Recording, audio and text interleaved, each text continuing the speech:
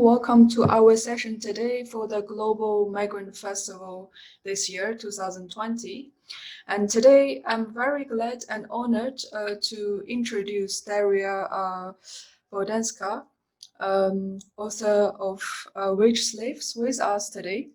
So I will introduce her first briefly, and she will present her works and her ideas, and after that we will have a conversation with her. Thank you so much for joining us this year. We are so happy you are here with us. And Daria is a cartoonist born 1988 in Warsaw and now a resident of Malmö, Sweden. She works as a cartoon teacher and is a member of a music band, Tavakrik. She is also a union organizer. So the book she will talk about today is this book, Wage Slaves. This is a graphic novel based on Daria's migration to Sweden from Poland. She illustrates the difficulties of building a life in Sweden from a working-class immigrant perspective. She shows how she was subjected to inequality, struggled with the exploitative underground job market, and built up solidarity with Bangladeshi migrant workers in Malmö, Sweden. So now I will pass it to Daria, and please start your part, and we will listen to you. Thank you so much. Hi, thank you for introduction. I'm really happy to participate. Works? Yes, perfect. Perfect. So, well, I'm going to talk about this book that you just showed to the viewers. It's called Wage Slaves, Memoir of a Precarious Worker, it should say, but I will say it. Here it is. And it's a comic book, like you said, and it's an autobiographical comic book. So like you said, I come from Poland, but in when I was 25, so it's 7 years ago, I migrated to Sweden. And this is not the first time I migrated. I've been moving around. I've been living in Spain and in England, and I've been just generally moving around Europe a lot, working. And at some point in my life, I got this 25-year-old crisis, and I decided I had to go to school. But also, I'm a high school dropout, so I didn't finish high school. And in Sweden, they have those special schools called people schools, where you don't have to have a high school degree to participate in a course. So it was a wild card. I applied. I lied on my application that I know Swedish, but I didn't, because I didn't believe I would get in anyways. I tried, and I got in. And then I had to go to Sweden, and I basically didn't have anything. Not much money with me, just a backpack, and was just about to start learning Swedish. And what happened is that, like every person who arrives in a new country and doesn't have much money, I had to find a job. And to support myself, to pay the rent and everything. And before, since I've been traveling quite a lot in Europe, it's been never a problem to find a job in a migrant work market. But in Sweden, it turned out to be a little bit harder. And it turned out that I had to have a special papers to have a normal job.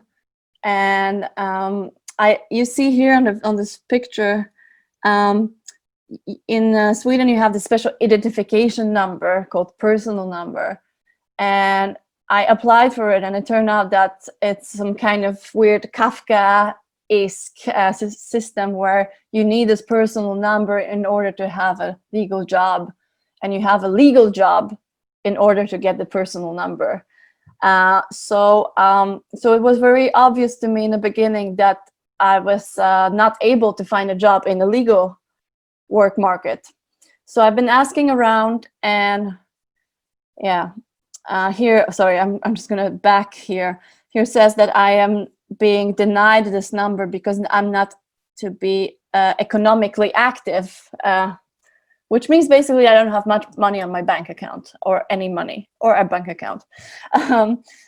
So it was a big no. And then I realized I really needed a job. So I started asking around, and you see here me looking for jobs. For example, all this product manager, service advisor, even finance assistant. I don't know what those jobs are, but I knew definitely not for me.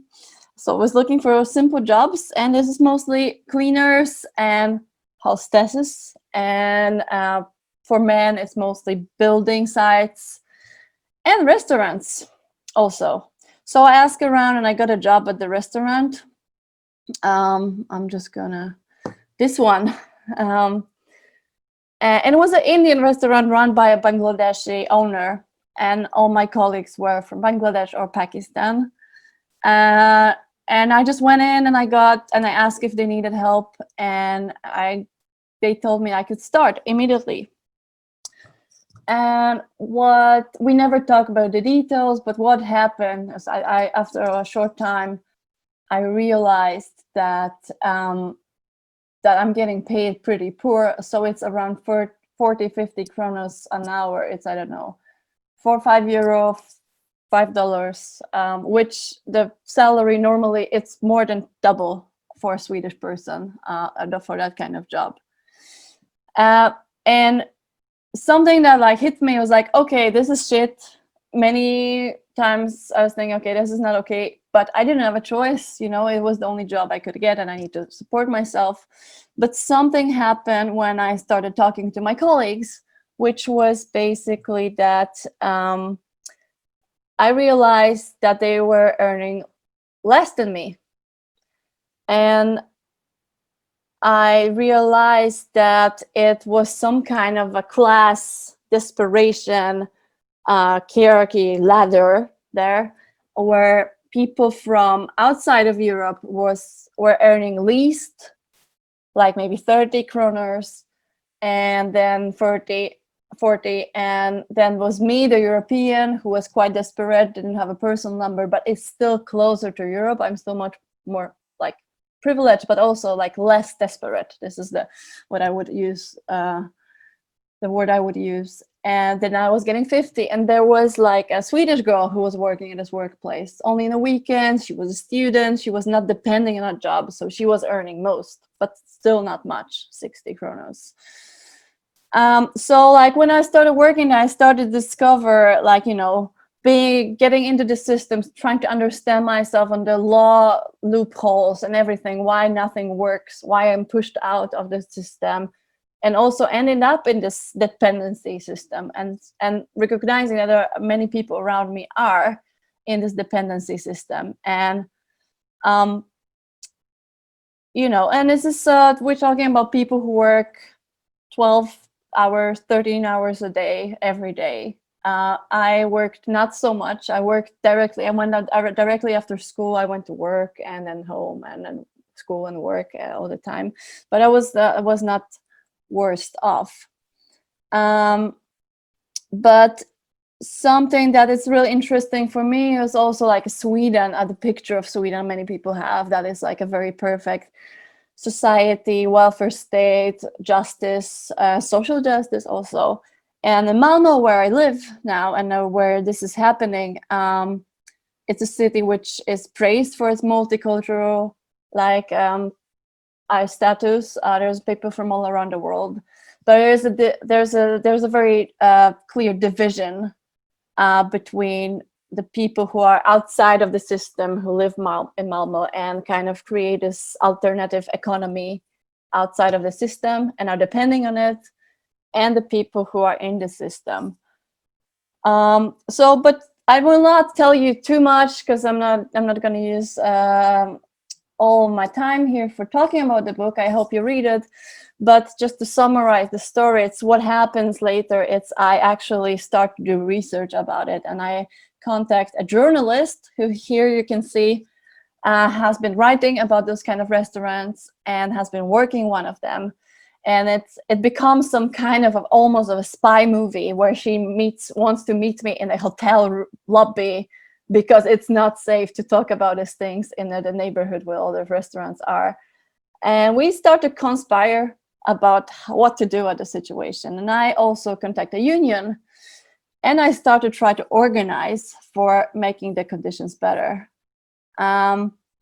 What happens is that we realize that this is more than just one restaurant. It's a huge, I don't know, it's a huge imperium of different restaurants, and it's a pretty broad phenomena this in Malmö, and there's lots of connections there. And I'm not going to tell you the end of the book because I hope you read it, but just shortly, that it is the book about trying to struggle about your rights, but it's also a book about moving to a new city and navigating in a system and making friends, and a little bit of love also. So I wanted to tell a story about union organizing that it's relevant to people today, that it's not looking nostalgia in the back in the days when the unions were strong, but it's talking about everyday problems of people working today, that it is not so easy, it is complicated, but it is also not impossible.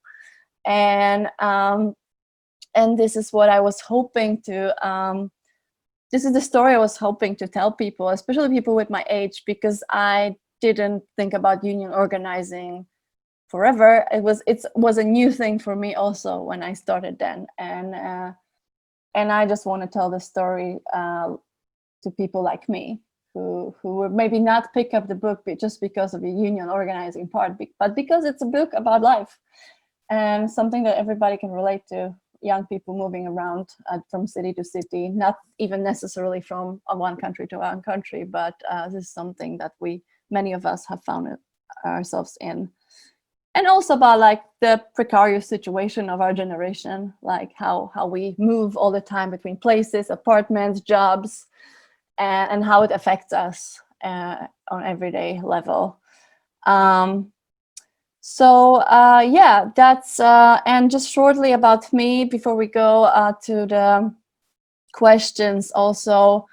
Like you say, like I don't play so much music anymore, and I just got fired from my teacher work last year, so I'm not working as a teacher right now, but I'm working a freelance illustrator right now, and a little bit I'm partly unemployed, but also a union organizer where I help other migrants organize.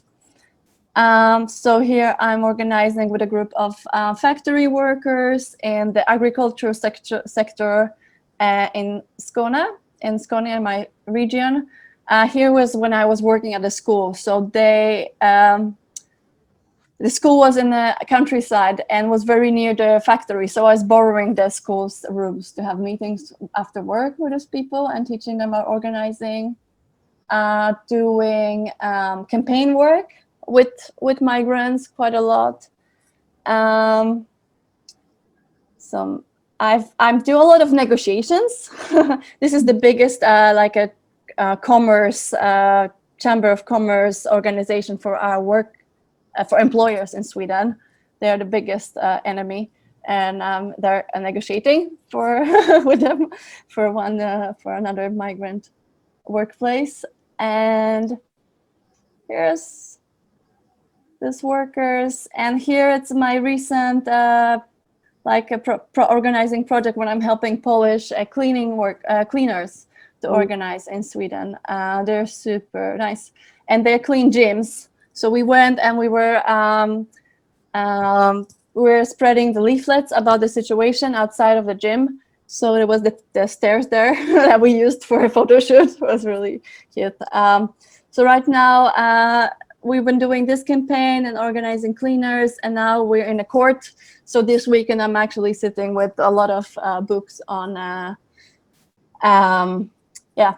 law books, and we're going working on a court case right now. So this is what I'm doing right now, trying to use my experience to help others organize, especially precarious migrants. Thank you so much. Thank you. For a fantastic introduction. I always get amazed or excited from your words when I was reading the wage slaves, I can relate it a lot because I think we are kind of similar. We have this immigrant experience, and we are young women at this kind of same time. So I was quite amazed by how much efforts you made for the migrant workers in Sweden, for example, like they're from Bangladesh or from Pakistan. And when I was reading it, actually, I was in Malmö, and I was thinking, Really? yes, it must be so hard to do this because I kind of know how the system works. And I was like, wow, she's like so brave. So I'm wondering, I'm wondering actually what were the difficulties for you when you were organizing with the workers, or or actually what were the difficulties for you while writing this book or creating the book? Yeah.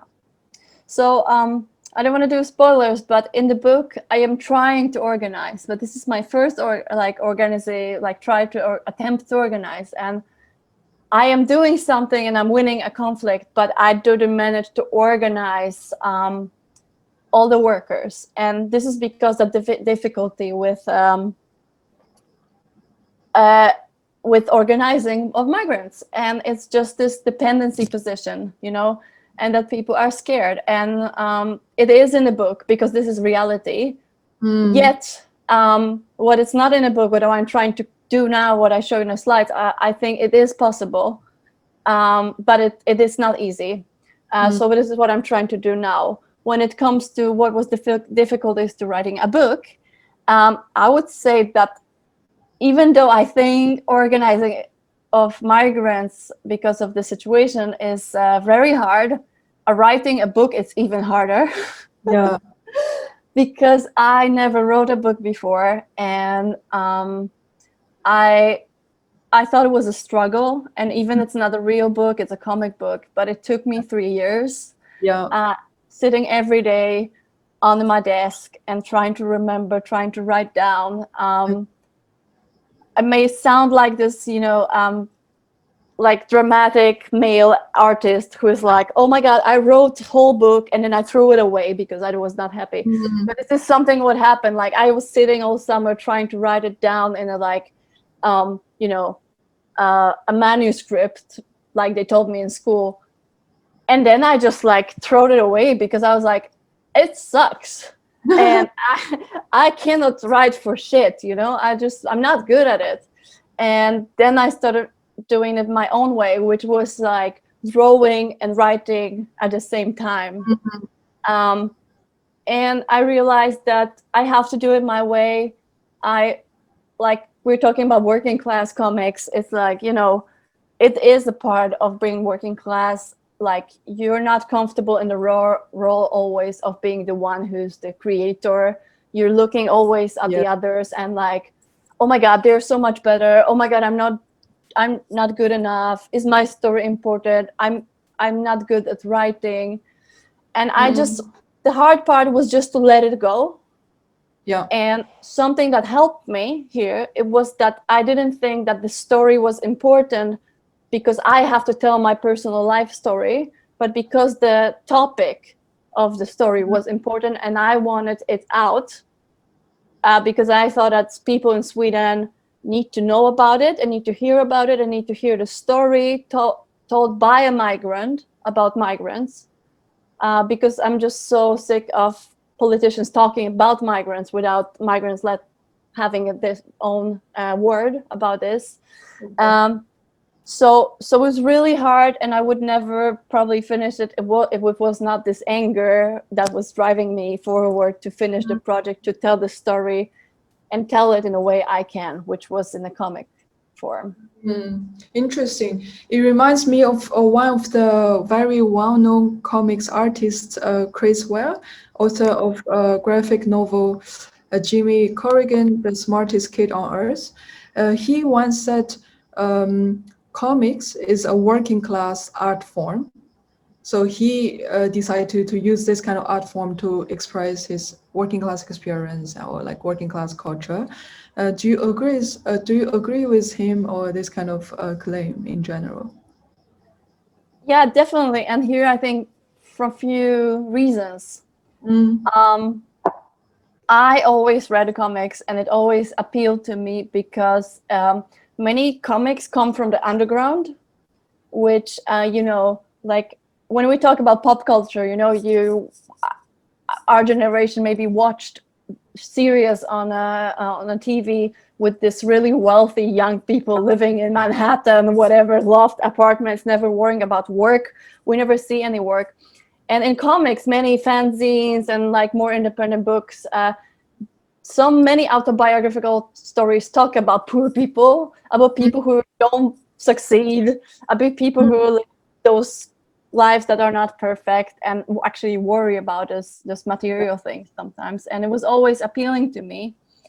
Uh, then another aspect is, like I told you, I don't feel confident enough to be writing. So I would never write a textbook, a novel. mm, But with pictures, I can compensate for that. So with a picture, I could tell so many words without being really good at writing. Something that is a class, it's a class aspect.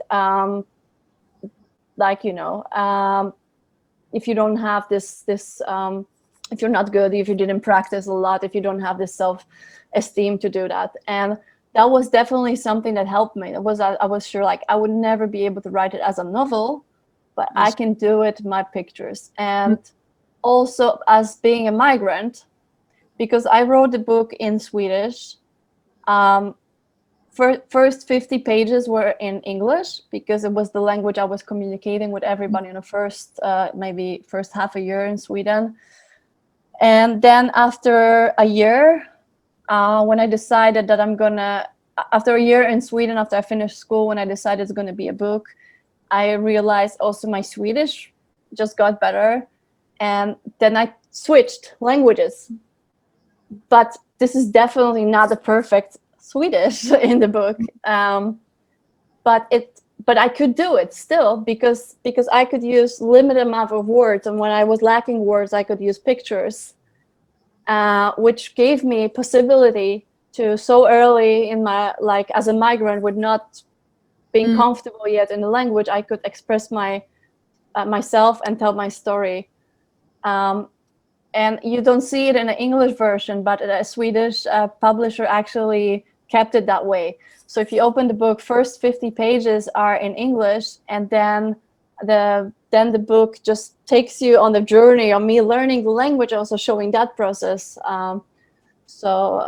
Like along with how my own development. So definitely, I see it as a working class medium. And just from my own experience as a working class person, I was like was the only way for me to express my story uh, in some kind of art form or writing in a book. mm. Thank you so much. It's so interesting. And I am wondering, actually, I regard you as an artist and also as a writer, actually.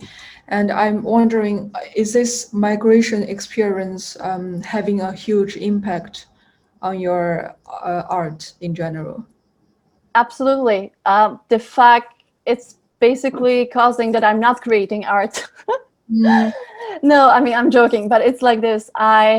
I don't know if I would call myself an artist. I mean, I like to express myself with drawings, and for some years after I published a book, like I was doing some comics for newspapers and everything, but also I was very driven to do this, like get into the union organizing more.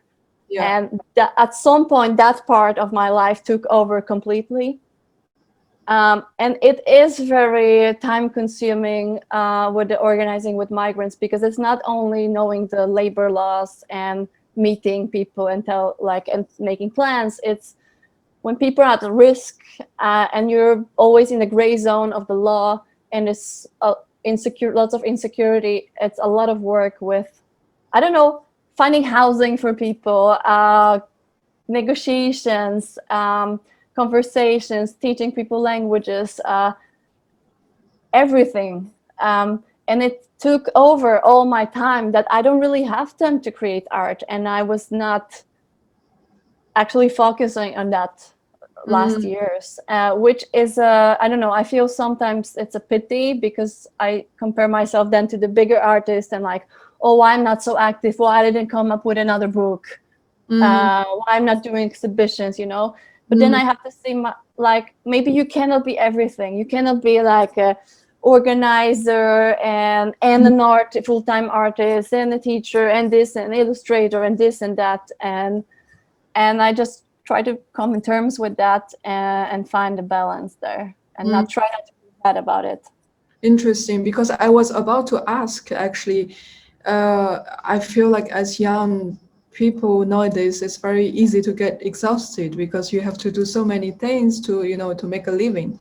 And I was wondering, like, oh, you're writing this kind of books, and it's time consuming, energy consuming, and moreover, you're doing union organizing and helping the migrant workers in Malmö, Sweden in general, and it must be so tiring or so difficult. I was about to ask actually, how do you negotiate your different roles between like artist, or you want to create something, and also a trade organizer, trade union organizer, and also last time you were a teacher as well, right? So how did you manage to negotiate those things? Oh, I don't.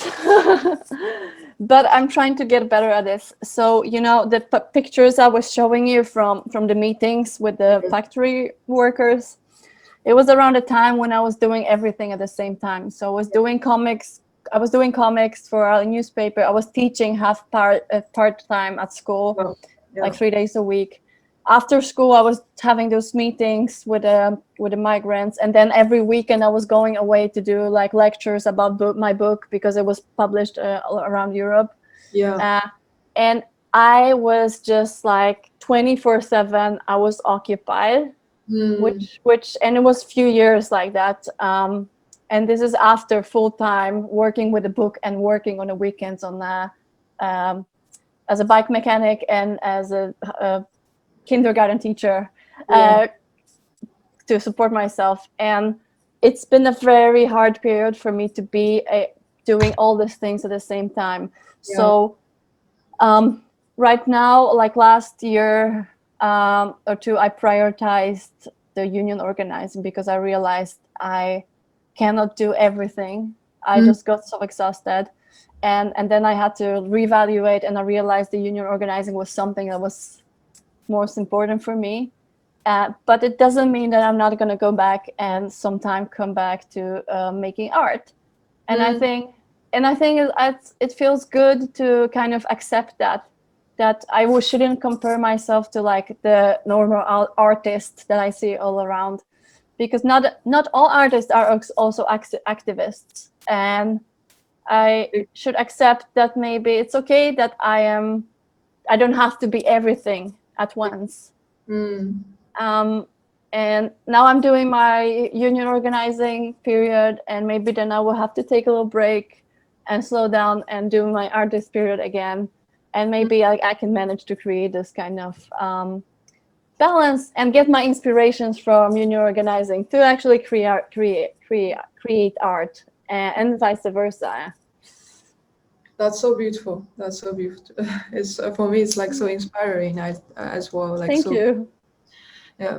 Are you actually bothered by people? Maybe when some people introduce you or talk about you now as a artist or writer, they will say, "Oh, she's a Swedish working class writer." Are you bothered by that? Yes, good point. Well, I mean, I don't get bothered so much by anything, but it is funny how, like, if we want to philosophize a little bit, it's that I actually saw that there is a Wikipedia page about me that somebody made in Sweden, which says I'm a Swedish artist. And it's so funny because I don't even have a passport in Sweden. Mm, I'm applied for citizenship, but it is a little bit funny how I've been struggling, and I still struggle helping others get into the system, which is mm, really hard, with pushing you away, with put you in a gray zone, Yeah. I mean, really, like, it is so hard. You couldn't imagine how nothing works if you're like outside of the system. You're being really pushed outside. Like, without this personal number, you cannot get a bank account, and without bank account, you cannot get paid, and this personal number and everything. It is so hard, everything. Which, so when you're here and you're working, actually, like, participating in the economy, but you're unwanted, and there is no solutions. Nobody wants you here. Nobody sees you as a part. You're just not existent. You're invisible, basically. But once you like me, like, I wrote a book. Of course, I kind of achieved something, like something with cultural value. Yeah. Um, Suddenly I become visible, and suddenly I am wanted, and suddenly even it's okay to call me Swedish. So easy when it's when it feels like, when it's for the benefit of the country I'm from. But when I want something, I'm not always wanted. I'm always invisible. I mean me as a migrant. So me as an artist, yay, Swedish, and as a migrant, it's like, no, get out of here. You're Polish. Yeah. So yeah. I mean, but this is obvious also. But I think you put a finger on a good point. Like, yeah, what puts the difference when you want and when you're not wanted in a country as a migrant? Interesting. It also happens here to some migrant writers in Asian countries. When they see you can be the representative of that group, as culture, from the cultural value or something that government can make use of, they will say, yeah, you're the great, you're the symbol of the migrant. But if you look at the majority, actually, they, as you said, they're invisible. They can make use of you, but you're invisible. Yeah, you're. I don't know if we have time, but there's another interesting aspect of that, what you're talking about, which is that I notice another change of perception I get in Sweden in the mainstream media and organizations, which is that when I came out with a book, and I was very often interviewed or invited to speak by like major unions and organizations, and we say like establishment in Sweden, because I was I was a kind of a victim, So I was this poor migrant, like, oh my God, let her come and speak about her, how pity we should think about her. Yeah. And something happened recently, like last year, when I actually started organizing with other migrants, and I started writing articles criticizing, for example, like the Swedish system, like political system, some labor laws. I criticize quite often major union organizations, not because to criticize the idea, but because they are leaving out quite a big amount of people that they don't understand, and they don't have work like tools to help. So I'm criticizing because I have the voice to bring up this question. And when I started doing that, I've been boxed. So as long I have been talking only about the problems, I was very welcome because I was the victim. But now when I'm talking about the solutions and criticizing and talking how it could be better, what problems have to be addressed, I'm a little bit more dangerous. I'm not just a poor offer anymore. I have agency, and I am not so welcome anymore, actually. I'm seeing like some kind of radical or a leftist or too much criticizing, When I get my own political agency and proposals how to change those problems, it's not so cool and welcomed anymore. Yes. Pity, because it's exotification and victimization of one group, and we can we can include you as long as you stay in your position, Exactly. That's super interesting because it is exactly the same case in Singapore. some migrant worker poets from Bangladesh. They write about poems and they got published, and they were actually celebrated by the government and mainstream medias because, let them talk about their dreams and their families and, just whatever they want. They romanticize the migrant workers a lot. And then when they started talking about the real issues they are facing, they want have maybe more safety things in their life and more like a better dormitory or some a better working condition. And then they were actually could not continue their work permit, which means they have to go back to Bangladesh. So it's exactly very similar to your experience. Like actually what they want, or maybe mainstream or the government wanted, is idealized, romanticized migrant worker, particularly for writers, artists, right? Yeah. Yeah, it's nice when it's just like an abstract idea, when we can look at your suffering from and like admire it from artistic Exactly. like artistic value of it, but not when when you want to talk about reality. Exactly. And also they don't want you to be real. It's like kind of abstract, and then where they can show their sympathy, like, oh, we sympathize with the migrants. They can show their good moral values. And so once you this term you said political agency, once you practice your real political agency, will say something different. Yeah. And This same, you're not so welcome. Then you don't want to hear you, and then you become a little bit too dangerous in a exactly. way, Yeah. threatening to the Yeah. too threatening, I would say. So yeah, that's the sad part, that that it kind of feels bitter after all this what happened. Yeah. Life goes. But I will not stop, and that's a good thing. And I feel like this is, like you say, this is not only here. This is not.